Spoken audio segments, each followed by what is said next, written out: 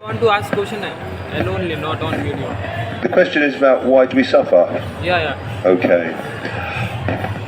It's an important question. Why do we suffer? So many people say, why do we suffer? Why does the Lord make us suffer?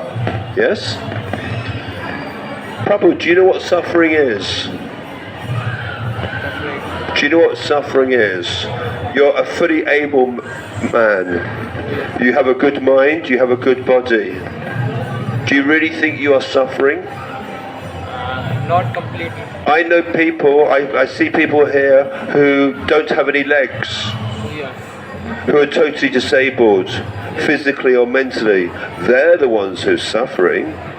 You have everything that you need at the moment, but yet we still perceive that we're suffering. Why do we perceive we're suffering?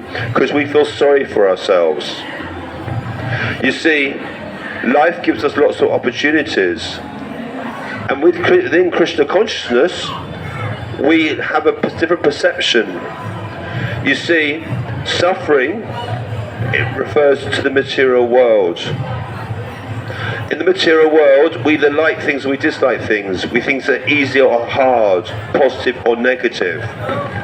But in Krishna consciousness, everything that's happening isn't just suffering, Prabhu.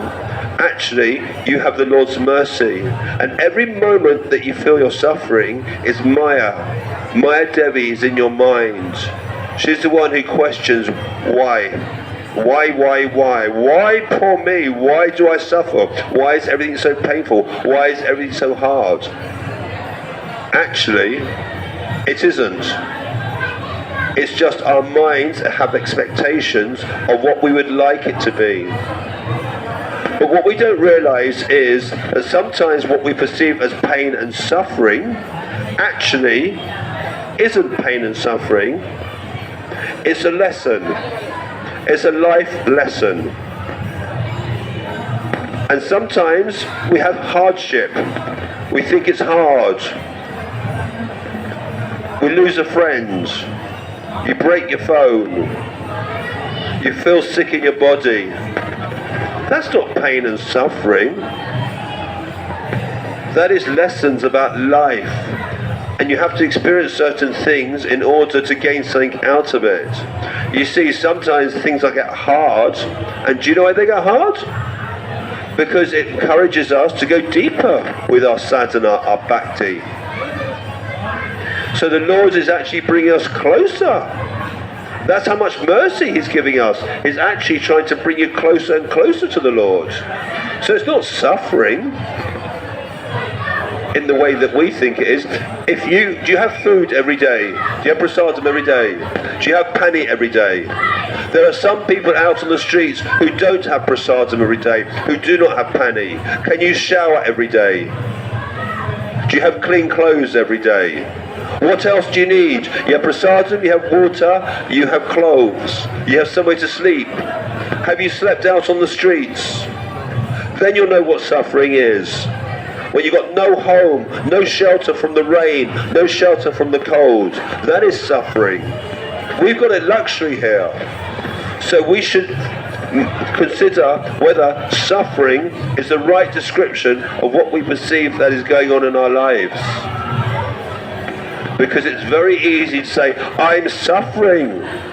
Why does the Lord make me suffer? So many people say, why does the Lord make me suffer? I love the Lord, but why does He make me suffer? He doesn't make us suffer. He gives you mercy. He gives you kripa. All He wants to do is help us to become a better person. To overcome all these material desires, all this material contamination. So He's the one who's actually putting His helping hand out and saying, I'm here for you. I'm here. But often we only go to the Lord when we've got a problem. We turn around to the Lord and say, my mother's sick, my brother's got a problem, I've got a problem with my job, I've got a problem with my friends, got a problem with my home, haven't got enough Facebook friends. We always turn around to the Lord and say, please help me. And do you know what? The Lord gives us so much. Who gave you your body? What? Who gave you your body? Bhaji, what? Who gave you your body? Krishna. Who gave you this body? This, Yes. my sister. No, the Lord did. Who gave you these clothes? Krishna. Where do your clothes come from? Krishna. Actually, Krishna. Where do they come from? Where do your clothes come from? I buy this cloth from Louis Bazaar. You bought the cloth from Loy Bazaar. Yeah. But where does it come from? It comes from actually from Krishna. It comes from nature. Nature. Cotton. Where does cotton come from? Nature. It grows in a field, on a plant. Where does the plant come from? Yes, that comes from Lord Krishna. Lord Krishna. Actually, no. Why do you have your mother and your father? Because by the mercy of Krishna. Because Lord Krishna chose your family for you. Why do you have friends? Because Lord wants. Because Lord Krishna raised for you to have friends. Why did he teach you certain things in school? Yeah. Because he wanted you to learn some more and more and more. So the Lord is giving us so much, yet we still want more. And we blame him when we're in pain and suffering. But as we discussed before, you're not in pain and suffering. If you live out on the street and you've got nowhere to sleep, you've got no prasadam, you've got no water, you've got no clothes, then you can say you're suffering. But no, we've got it luxury here. We've all got everything we need, yet we still complain we've got pain and suffering. And the Lord is trying to teach us something. He's trying to teach us basically to start to perceive things in a more Krishna conscious way. Because in the material way, in the material world, we're never satisfied. We're never ever satisfied. We always want more and more. But why? Why? Because happiness is temporary. Happiness is not permanent. It's like today, you can't see the sun. The clouds are covering the sun. But the sun's still there. It's still shining. It's got all its heat and its energy, but we can't feel it and we can't see it today. But it's still there. You've got all the happiness in your heart. It's all there, but it's covered like the clouds are covering the sun. It's covered because we live in the material world and we contaminate ourselves. And we need to start cleaning ourselves. And if we start to clean ourselves and purify ourselves, then we start to realize how fortunate we are. How fortunate that we have a Lord who actually cares for us. Not just cares for us, but loves us. He gives us unlimited love. He gives us all the beauty in life. But yet, we miss it. We miss it. And why do we miss it? It's because we don't spend enough time with the Lord. We are so distracted.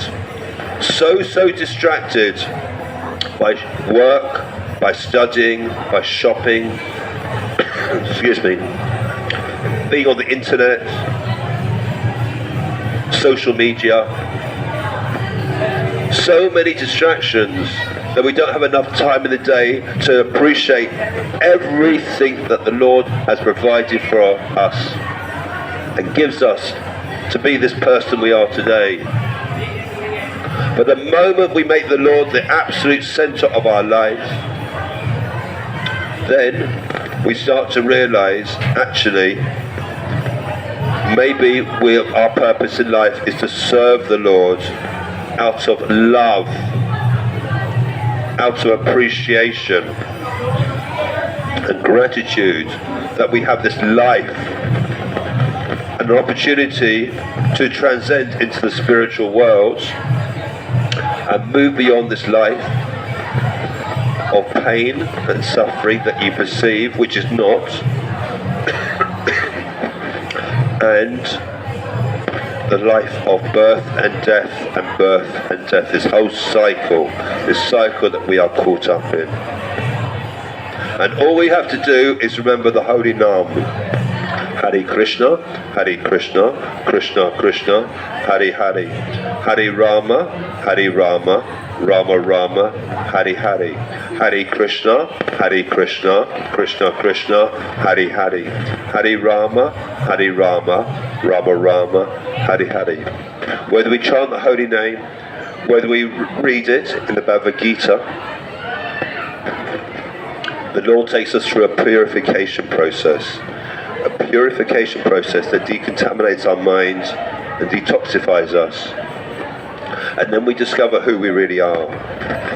And when we discover who we really are, then we realize that whatever plans that we have in this world, and whatever perception you have of suffering is, we're very, very fortunate beings. Very fortunate beings. And the Lord gives us an opportunity to achieve more than we've ever had, or any of our ambitions in life. He's got beautiful plans for us. But we need to spend a bit more time, share a bit more love and appreciation, and then we start to realize actually it's an illusion. Pain and suffering is just an illusion. Hare Krishna, Krishna Krishna, Hare Hare. Hare Rama, Rama Rama, Hare Hare.